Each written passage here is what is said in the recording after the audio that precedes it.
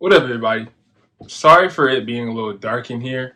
The weather is kind of, it's just gloomy outside. Happy Thanksgiving to everyone who's watching this, and I appreciate you all for watching again and subscribing. In this video, I do want to talk about why, if you can, the importance of home ownership and why, honestly, right now with the growing interest rate, is actually a good time for you to purchase a home.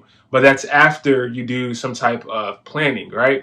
So you want to be able to plan out why you need this home or what you're trying to do with it, right? What you're trying to do with the property that you're acquiring. Are you trying to live in that property for an extended period of time? Is this like your primary residence? Are you trying to then rent it out maybe in the future? Are you trying to sell it or do Airbnb and things like that?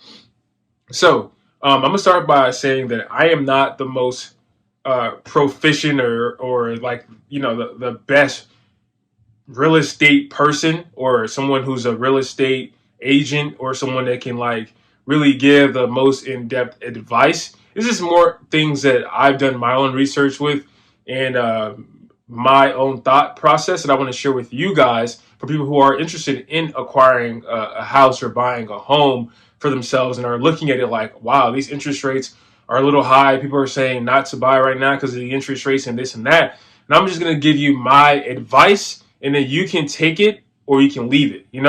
So why I do believe that this time it is a good time for people to buy homes is that if you look and you start to understand the way things are moving, is that these giant companies, right, like BlackRock and Invitation Homes and Amazon and all these people, they're acquiring primary resident home. They're acquiring, the homes that people are going to live in.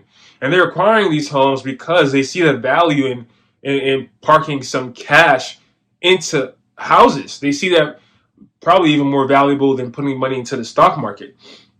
So once you start to know that, you know how the big players are moving, you have to then put yourself as a player in that market, in that game, right? To acquire. Think of yourself as you're playing Monopoly with your life. You got to acquire assets, right? So when you start knowing these things and you know what they're trying to do is they're trying to turn everyone into renters, renting. That's what they want to do. They want to turn people from ownership to renters so that they can be in control of where you're living. They be in control of the what they're charging you. Because if you're a renter, they can charge you more or less or whatever. They can increase the your monthly costs. When you look at apartments, right? You have a 1 year leasing agreement, and then after that year is over, then they can increase your monthly rent by however much. Of course, there's certain stipulations, but again, it depends, right? So if you don't own your own home, if you don't have a fixed interest rate in your own home where it's like the same interest, the same monthly payment, and you're renting, they can increase your monthly payment. And if you can't afford that, you're gonna have to leave, right? So how I liken this is I watched Ready Player One, and that movie made me realize that the direction of where they want to put the world into. They want to put it to where people don't own where they're living. They're living in shacks, mobile homes, buses, whatever. And they want you to then feel good by living in a virtual reality. That's Meta's whole ideology. But we'll talk about that later in another video. But me watching that movie made me realize the importance of acquiring your own property. So um, because interest rates are so high, thanks to the Fed, right? They're increasing interest rates. It increases your monthly payment that you have to pay, and that can uh, make certain people who are looking to acquire a home be dismayed and not really want to buy a house right now because you're like, oh man, my monthly payment is going to be higher. But if you have the money, if you have the documentation and certain other things that I'll discuss, then I think this is the right time for you to get it because when there's higher interest rate, that also means that the home prices are coming down because the sellers, the builders, and these mortgage companies, they know that they want people to purchase their homes, so they have to slash down the house costs by a large amount, and then at the end of the day, that all equates, right? When interest rates were really low and people were buying a lot of homes, guess what was happening? the home prices were increasing dramatically in 2020, right? You were getting houses that are maybe only worth like really maybe 2 years ago was like 260,000. Now they're like 310,000, something like that, right? But because these interest rates are getting higher, that these companies are slashing down their home prices. You look at certain places, their home prices was 300,000 for or around 300,000 in that neighborhood, and then they slashed it down to 260,000. They slashed it down by $40,000. There's people who are selling their houses for $310,000 for previously used or lived in houses, and now they slashed that to 260,000 by $40,000. Right? Yeah, the interest rates are higher for your loan, but guess what? That the way that the house is cheaper, right, than what it was before, it equates to basically around the same amount that you would be paying anyway per month, or maybe even cheaper. That's what people don't know. It's probably even cheaper than, with the higher interest rate and the slashed home prices for your monthly payment. And another positive thing is that when when you're buying your house at a cheaper value, right, than what you normally would, that means that it has a more room for it to grow, and for it to be at a higher value later on in life. So you're buying it cheaper, and your actual home can grow, right? So you can buy a house at 260,000 because they slashed it, and they do an appraisal for your home, and they appraise your house as 280,000. That's already like a $20,000 increase right there in just the appraisal, right? And again, yeah, the interest rate is higher, but the home value is cheaper. And then later on, when you're looking to maybe sell the house or something like that, you're making a significant return on that investment than buying at a high point. When you buy something that's high, what other place does it have to go to increase? It's like the stock market. You buy it at a high stock, what other place does it have to go?